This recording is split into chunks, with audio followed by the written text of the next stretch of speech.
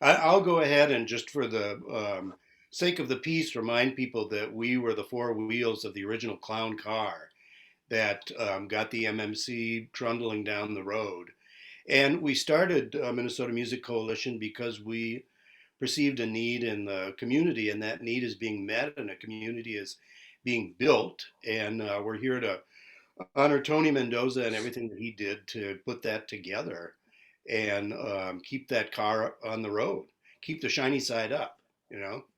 Yeah, exactly. It wouldn't have happened without Tony. I think I met him through working with the MMA for many years, um, as a supporter of the local music scene. And just like me in radio, I saw him as being kind of a catalyst to bring different parts of the scene and the community together. And he was always open to do that. And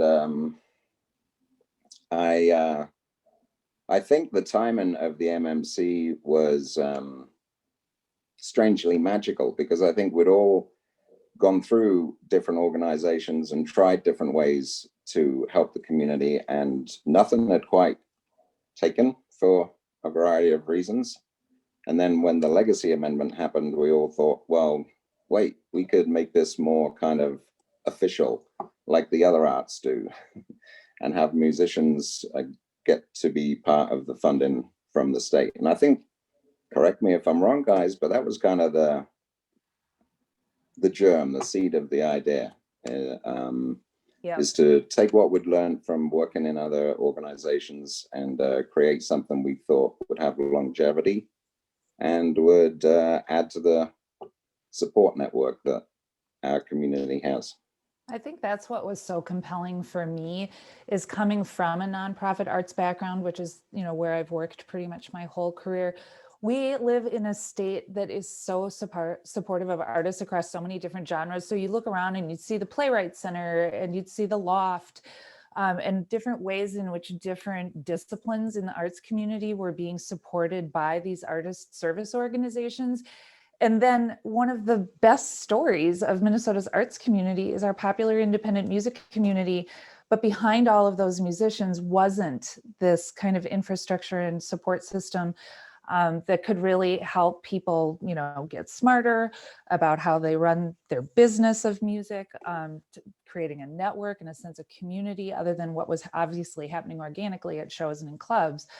But I loved the idea of sort of mirroring what other aspects of our arts community were doing, and doing that for what I think is the most deserving part of our arts community, which is our music community. Yep, the poor sappy pop musicians who need all the help they can get.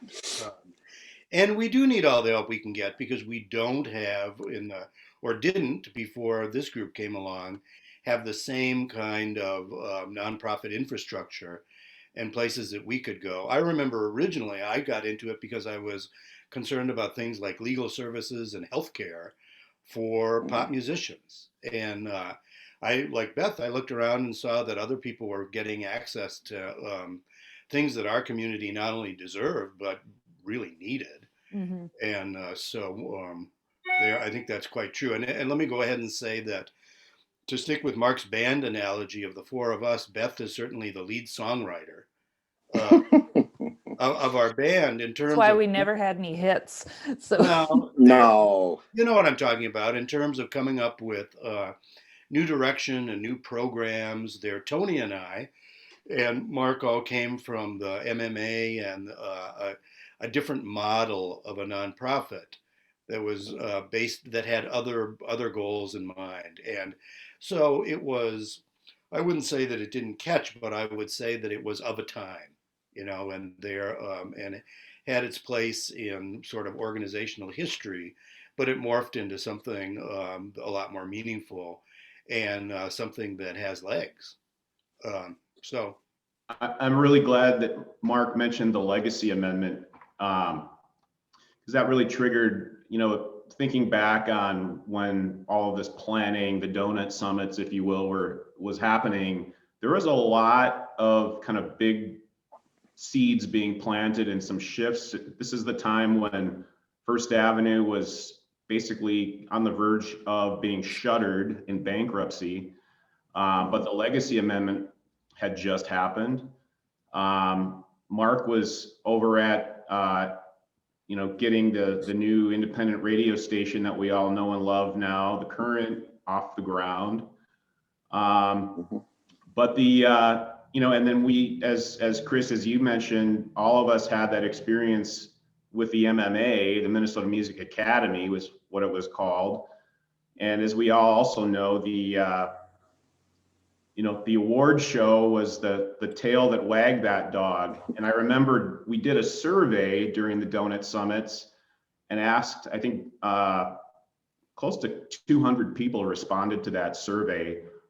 What are your greatest needs as musicians? And when we ranked the things that people, needed, having an award show came in dead last. But things like, more venues to play at, healthcare, legal services, those are the things that really rose to the top of the list. And so I think that, that idea of a service organization for musicians along the lines of what some of the other artistic disciplines have, Northern Clay, Textile Center, those kinds of things is kind of the model that we wanted to follow. This Go ahead. Beth. I was going to say, well, then, I mean, that's kind of the perfect transition to, so yeah, all those donuts that we ate and all those calories we put on in thinking about like, okay, so what would we do? Evolved. Yes. Can I just say though, Beth, don't you guys think we had no idea what it would evolve into in 2020? No idea. And I remember one of my favorite stories of the creation of MMC was coming up with the name, and Minnesota Music Coalition was kind of top of the list. And then Chris turns to me and goes, but coalition is kind of a temporary thing, it's just a group of people coming together. And I said off the top of my head at the time, well, we're going to redefine the word coalition. And I think we had that confidence at that time that if you go in with it with the right intent, with the love for the community and wanting to do something good for it, the path will be shown to us, and I think that was good, thinking back now, that we didn't set ourselves up a goal like to create another award show, for example, or a specific goal. We were kind of flexible. We wanted to listen to what the people needed. And I think the services and what became important parts of the MMC came out of that. It was kind of an organic growth rather than us sitting around as a force saying, this is what we want to do. Well, let me chime in and say, I remember Beth's comment about who do we know that we could get on our board that's smarter than us and that could take us in the direction that we want to go. And I thought that was a pretty enlightened approach of let's just get the smartest people we can find and have them join us. And, looking back on it, that was a pretty good strategy. Well, and I mean, if you think about it now and the idea of an evolving coalition, I think one of the things I'm most proud of is that none of us are on the board anymore. It is an organization that can survive past its founders, that had enough compelling, DNA, that it isn't dependent on any one person. I mean, I think about all of the sweat each of you guys put in over the years to efforts like MMA and all of that. But the fact that MMC is a healthy, thriving, independent, nonprofit organization now that has, propelled far past its founders and is now being led by Joanna and chaired by Mary McCoskey, and is just an organization that clearly has legs for the long haul. I mean, I think that's the greatest testament to all of that. And at that point, I want to sort of give a nod to Tony, because as much as we've all rotated off the board now, Tony was our fearless leader for pretty much a decade. And as I think the driver of the clown car in many respects, especially in those early years. I don't know, Tony, I don't know that there would be an MMC today if it hadn't been for your leadership And that is what motivated me and others to really think about, long after we are gone and nobody has any idea what any of us did or what a Donut Summit was. I just really thought I want Tony Mendoza's name to be said out loud at MMC for years and years to come. And so that was the motivation to create the Mendoza Open Door Fund, a new program, a fund that is, I think, designed to really support one of the key things, Tony, that you always really drove home that was going to be critical to the work of MMC, and that it had to be accessible to every musician, regardless of where they were in their career. So now we've got the Mendoza Open Door Fund. It's already funded at $7,300. And I think we're going to try and double that with this gala this evening. But the idea behind the idea behind the Open Door Fund is that we raise funds to make sure that there are no barriers to any musician who wants to be part of MMC. And whether that is membership or transportation coming into a program from Greater Minnesota, scholarships to attend something else. I mean, I love the fact that doors are going to keep opening for musicians in your name, Tony, for years to come, because without you as the founding board chair, I don't think we'd be sitting here today reflecting on donut summits and things like that. No, we certainly wouldn't. I would second that, Beth, and have huge admiration for Tony on so many levels. And another of the important things that we decided for the MMC was that we didn't want to work a lot or every day on the MMC, but we wanted to make it a healthy organization that could employ somebody to do that. That was key because we'd never had that in a music organization that we'd been involved in before. So we've been able to do that. And again, I have never had to deal with the executive director and anybody else who's working. Tony did all of that. It was like he was the one who connected the board to the day-to-day running of the MMC for all those years. So yeah, huge kudos, Tony. And I'm thrilled that this fund has been put together. And hopefully tonight, with all of your help, we can get it off to a good start and build something new for Minnesota's music community. Let me come in after Mark and say that a cool feature of the program is it's completely funded by individuals, musicians, ourselves. There's something great about that model, and that people can kick in. We used to have something called the Emergency Relief Fund at Springboard a long time ago. Earth is what it was called. And I was always so proud that it was completely funded by other artists. Mm-hmm. And so it was, to use sort of an archaic expression, a fraternal organization or a fraternal effort to look out for our artistic brothers and sisters. Yeah. And it's cool that this fund is based on a similar model. So yeah, people can step up if you have had any degree of success as an artist or any degree of success and you want to support musicians. This is a fund that advances the ball, as somebody used to say, and could make a real difference in someone's career. Yeah, and I want to take this chance to thank all of the musicians who have helped us over the years with the MMC, because we wanted to create an organization that mentors could give back, and so experienced musicians could pass on their knowledge. And I think that's happened possibly better than I could have dreamed of.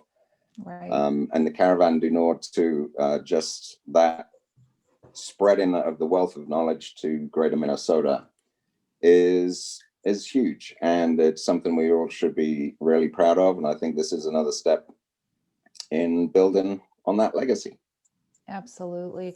I think one of the things that I'm reflecting on over this past year, I mean, there's almost nothing positive about the pandemic and everything we've sort of gone through over the past year. But one thing that I do reflect on is we're really seeing people show up for what's important to them.